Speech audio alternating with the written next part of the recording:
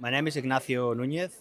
I'm the COO of CellReady, CDMO G-Rex Center in Houston, Texas. Cell therapy as a whole is a very young type of industry.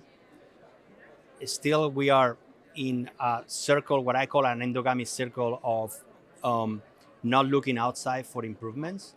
Because of that, the industry as a whole continues going over and over, making the same mistakes.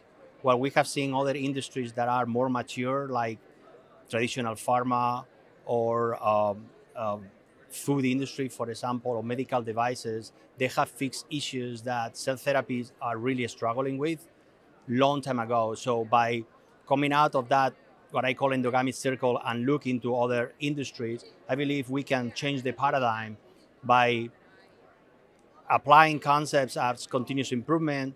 Um, and within continuous improvement, we have um, assembly line, which is the one that we use to manufacture cars. And I believe by doing so, we're going to be able to structurally reduce the cost.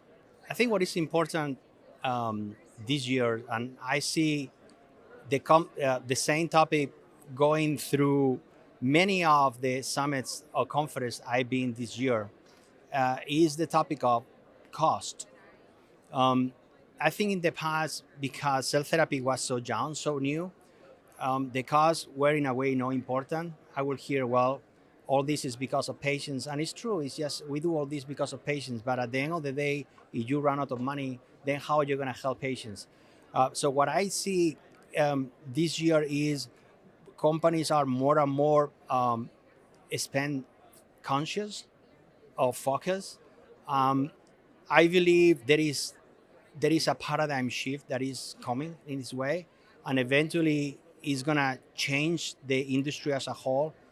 Um, and I just believe all this will benefit big time the patient, because if we're able to eventually reduce the cost of cell therapies, I think everybody will get benefits out of that.